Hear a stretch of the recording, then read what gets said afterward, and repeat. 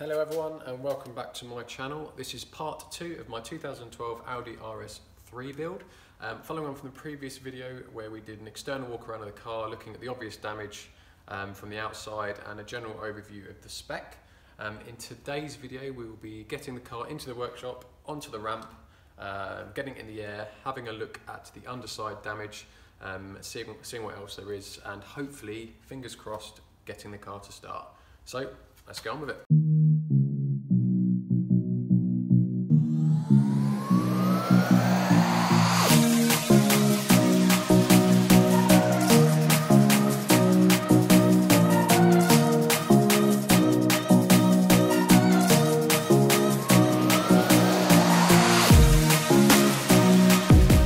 Moment of truth, see if she starts.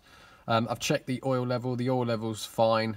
There is obviously no water in the header tank because the radiator is damaged, but that'll be absolutely fine just for starting it for a few minutes. So, right, here we go.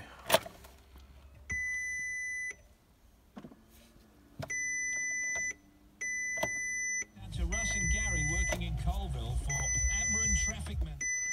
Absolutely nothing.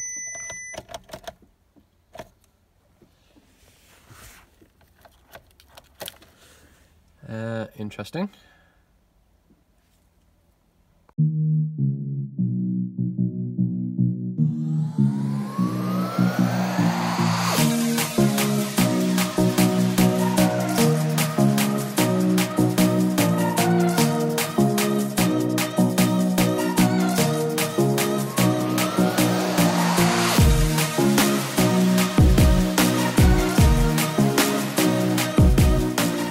Right, after about 3 hours I have an update on the engine not turning over.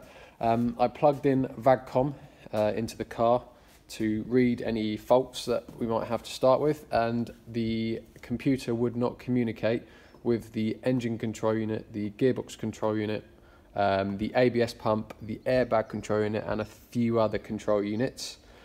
So I spent the next 2 or 3 hours going over fuse boxes, checking all fuses. I didn't have any reference points at all because I didn't have an owner's manual, so I couldn't even check what fuse does what, especially in the engine bay. And as you can see, there's a lot of free holes there, so I didn't know if someone had removed a fuse to protect the car from being started and causing any damage. So all that went through my head, and in the end, I thought, right. I was literally about to start stripping the ECU and start going deep into electric fault finding, but I thought, no, first of all I'm just going to start at the source, which is the battery. Obviously, being an RS3, the battery is in the boot. Took all the boot pan out, boot floor, and gained access to this box here. As you can see, there are a few big amp fuses. And here, you can see here, there was another fuse, which is here.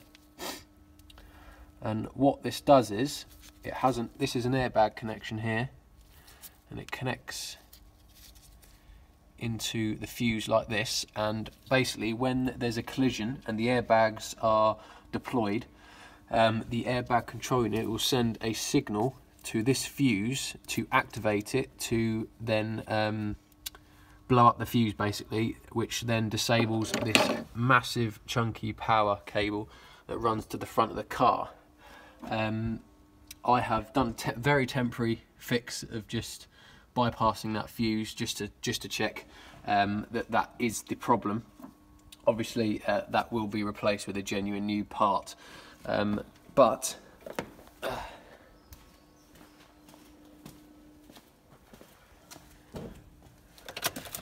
we do now have at least communication to the ECU. It turns over but doesn't fire, so that's my next job.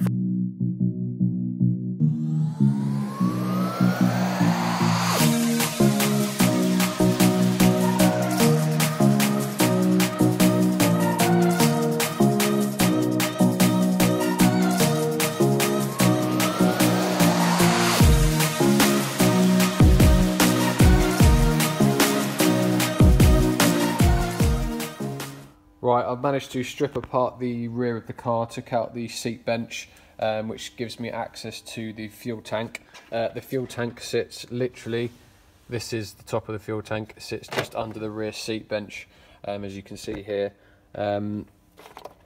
Checked the power supply to the fuel tank, and we're only getting 3.5 volts.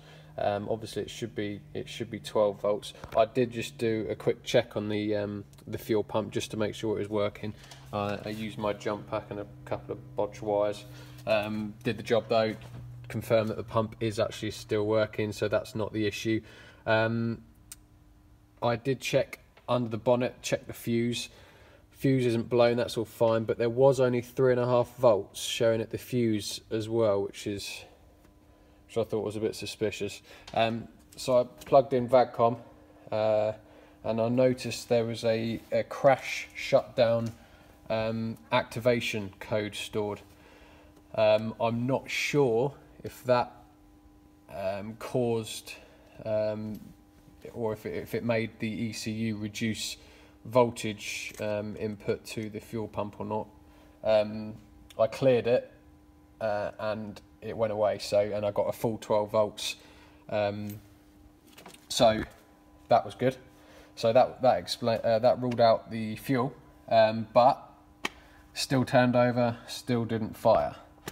So loaded up VAGCOM again, and I got a G28 crankshaft position sensor implausible signal.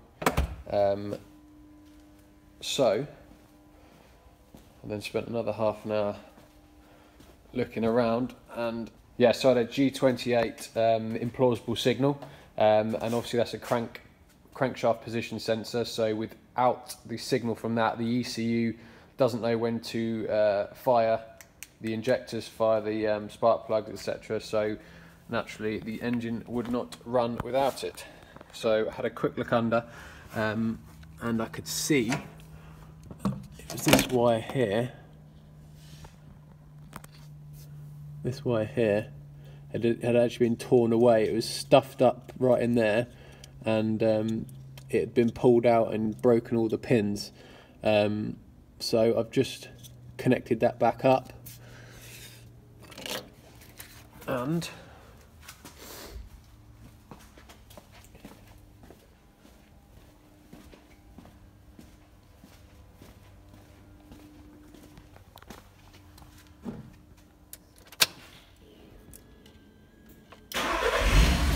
we have an engine running. Perfect. Seems to be running good. Just do a little rev. Seems good. So that's a massive relief. At least we have an engine that does actually work. I was getting a bit worried I've bought a complete dud there, but eventually we got there, we got the car running. So yeah, today didn't really go to plan. I was supposed to get the car off the trailer, on the ramp, in the air, assess all damage underneath, start looking at what we can take off, and get the engine running. But unfortunately, due to all the engine problems that we had today, spent the whole day trying to get this engine running, but we have got it running. That is the main thing. It sounds fine. No knocking, no banging.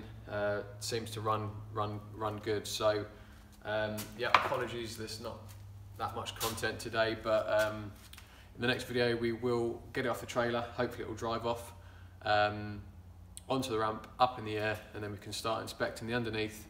Now we know the engine runs, we don't have to do that, so we could start hopefully taking bits off and ordering some replacements, and then get this project properly underway. Right, so thank you very much everyone for watching. Please do like and subscribe. All support, criticism, welcome. So yeah, we'll see you in the next video. Cheers guys.